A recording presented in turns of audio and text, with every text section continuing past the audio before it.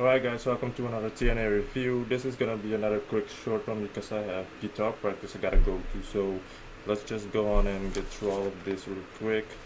The show opens up with a highlight of EC3 and Drew Galloway where they're at the summit, so they're kinda, gonna settle their beef, talking about who was wrong, who was right, apologizing and all that shit, but later at the show they're gonna actually show that video or that segment. And then the show starts with Lashley coming out. Apparently, he's just there to watch the Battle Royale and to do commentary. So in this Battle Royale, we had the Bromance, Eli Drake, Mahabali Shira, Moose, the Tribunal, Grado, Mike Bennett, and Eddie Edwards. I like the Tribunal, their entrance music. It's really cool and awesome. And the thing is, I have a feeling TNA isn't really gonna do something with these guys, unless Al Snow is involved, because Al Snow is sort of like their manager, but we'll see. So yeah, this was just another, when a lot of people are in the ring at the same time, you can't really, everything is gonna be chaotic at that point on, unless there are like 3 people over or only 2. So, but anyways, Baron Dax was the first one that got eliminated by his own partner Basile, so there's a twist right there. Mahabali Shira got eliminated second, Robbie E third, Basile got eliminated as fourth, Grado, then Eli Drake, then Jesse Goddard, and at last Eddie and Moose got eliminated by Mike Bennett. So of course there's gonna be a little tension between Mike Bennett and Moose because he eliminated Moose as well, which so Mike Bennett is the winner and gets to face Lashley next week. I don't think Bennett is gonna win this, or it might be, which I don't think so, because if Mike Bennett is going to win, then it's gonna be Mike Bennett against EC3 at Bound for Glory. So this is kind of really unpredictable one. You can't really predict this one, to be honest, because if Lashley wins, then he gets to face EC3. So it's kind of like really hard to tell at this moment who's gonna face who at Bound for Glory. I will say this, that I already know this, that the person EC3 is going to face is going to lose, because they're clearly going to give the belt to EC3 this year's Bound for Glory. You can definitely tell they've been pushing this guy like crazy as usual, but it was an okay battle royale, I guess. Then backstage we saw that tension between Moose and Mike, cussing at each other, being angry and shit, so Maria kind of sends the camera guy away. And right after that we had an in-ring segment which featured Broken Matt Hardy and Jeffrey Hardy, Broken brother Nero.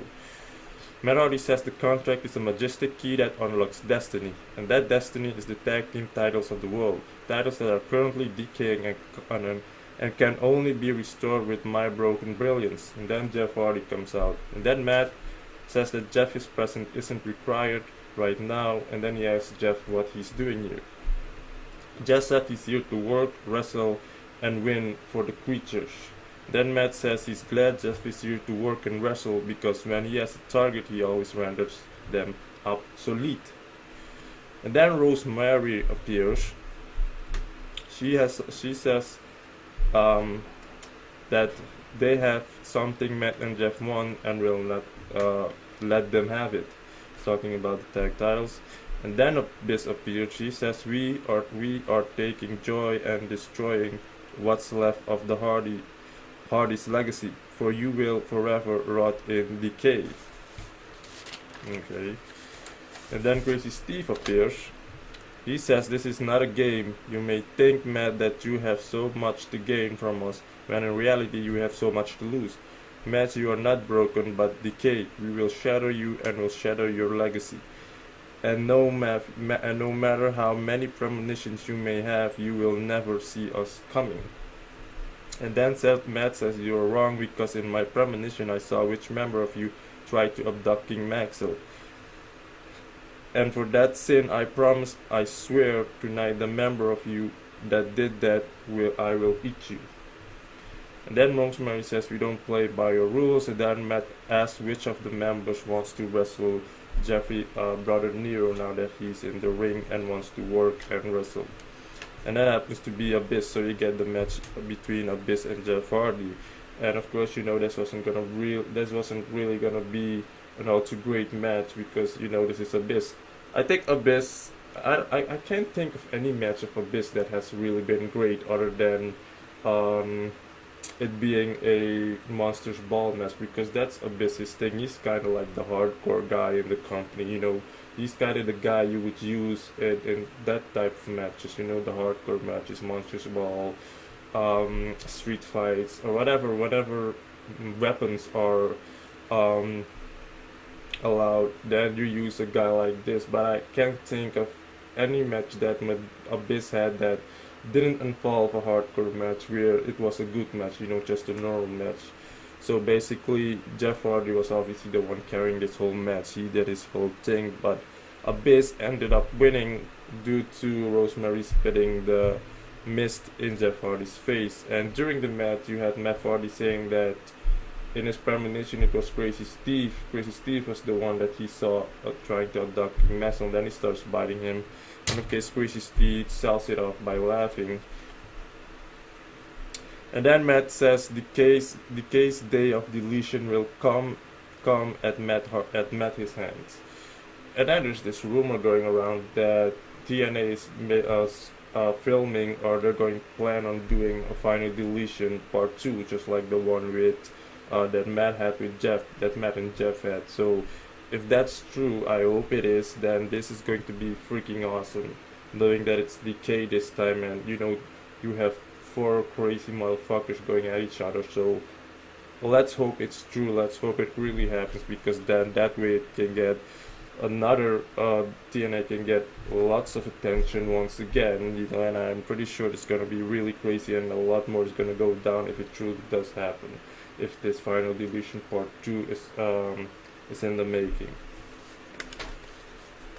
After that, we have a backstage segment where we see Maria, Ali, and Sienna. Maria basically didn't know about Sienna's match. Billy then shows up saying that he was the one that made the match for Sienna, where she had to defend the Knockouts title, and that it's up next, and that there might be more than one person. So she gets to face not just one person, but a few other more. And then we had the match right after that, which featured Sienna versus Marty Bell versus Madison Rayne versus Ali versus Jade. This was a cool match, though it was an interesting match. Jade did her pile drive really freaking nice. It was really stiff, and I liked how Madison Rayne knew how to take that finisher move. She had her neck like that because most of the time other people don't know how to take it, so their neck or their head is just like horizontal or vertical, so they take it and they kind of break their neck. But yeah, it was a really cool match. Ali was the winner in this match, which is shocker, which is also good because it had to be time that they did something with this girl. So I'm guessing they're going to do it by letting her have the title. So they're gonna try and figure out and see how they're gonna play this whole thing out, which I'm also dying and waiting to see how, because if she has the title, then that must mean she needs to get serious. Enough with the whole or whatever. Her throat's gotta hurt doing that, because I've tried doing this whole squeak. It hurts your throat. She's really good at it. But yeah, so she's gonna have to be really serious now that she's the champion, or else it's just gonna be a joke. So I hope I hope the creative has thought of that before making this move. But I am, it's crazy that I really don't matter, honestly, because most of the time I really would have been pissed, okay, whatever, because there are people that are pissed, but I'm not, because I see it like this. It's time you do something with Ali, it's really time you really do something with her. So if this is the way, then let it be, Of course, I'm upset that my wife Sienna didn't win, but hey, she just got in the company. She has a lot more chances, so whatever. So Ali is your winner, and of course we're gonna get a lot of tension between her and Maria. So after that, we had the EC3 and Drew Galloway thing, whether at this summit or hotel or whatever the hell, talking about whose fault it is, apologizing, blah blah blah. I'm not really gonna go into this, but at the end, both shook hands. shook each other's hand. You had Drew Galloway pushing EC3 in the pool, and then that's how it ended. And I like how EC3 kind of did the whole, Triple H thing with the war. That was funny, but so yeah, that was that segment. After that, we had a Fact of Life segment with Eli Drake, and with him was the entire X Division roster with Mandrews, Andrew Everett, Trevor Lee, DJC, Spot, and Pepper Park. So basically, there's going to be an Ultimate X match next week for someone to win the title. And so this was just about, you know, Eli Drake wanting to hear the guys' his thoughts, who he thinks is the better person, or who he thinks is the least better person who's gonna win it. So, yeah, of course, we had him Rockstar Spot being the first one to talk, which we all know that guy, his mic work is phenomenal as well, as just like Eli Drake's. But I think Spot, I don't know if I should put Spot in first place as far as mic skills go of Eli Drake. Eli Drake, his promos are fluent, but Rockstar Spot, his mic work has a lot more emphasis to it. He really pushes it and puts some oomph in it, with his mic work. So I don't know, but both these guys are really freaking good on their mic. I just wish that Eli Drake did a little better with his wrestling, because Spot actually is good though. And of course, things were gonna get out of hand. So you had this brawl going on. They started to fight. Eli Drake and DJC had tension between the two. So those two kind of fight it off. And that was about it. Can't wait for the Ultimate X match next week. Well, that was quick. So we had the main event after that. Drew Galloway and EC3, which was a really, really, really, really good match.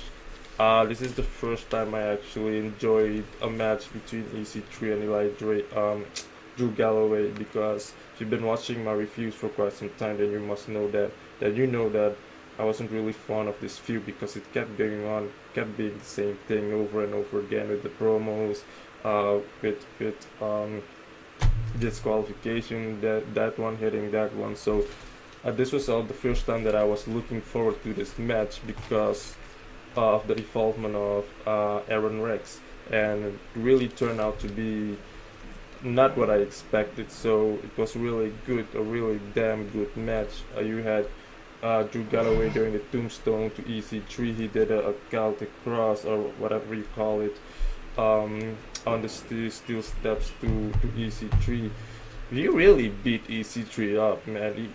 Drew Galloway did the most damage, if you ask me, but he also had the two doing sit-down power bombs, which was really nice. There were no botches in this match. There was enough time given to this match. It wasn't rushed, and just like I predicted, something was gonna go down in this match, and it did. You had Drew Galloway attacking Aaron Rex at the end.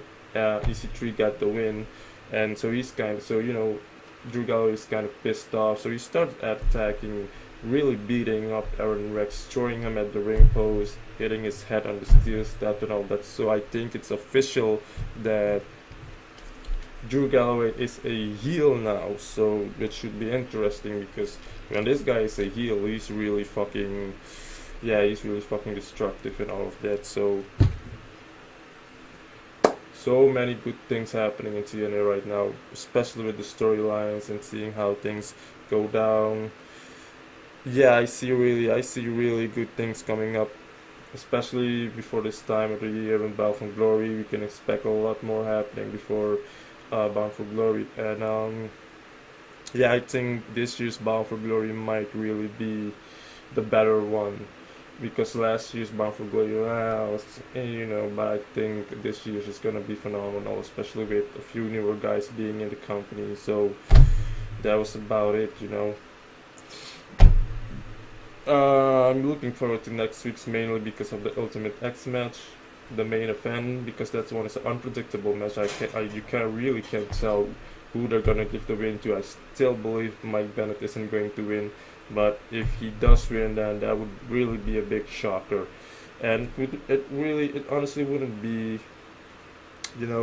would have been it's gonna be obvious too though if Mike Bennett gets the win kinda a little, because then you have EC3 and Mike Bennett going at each other once again.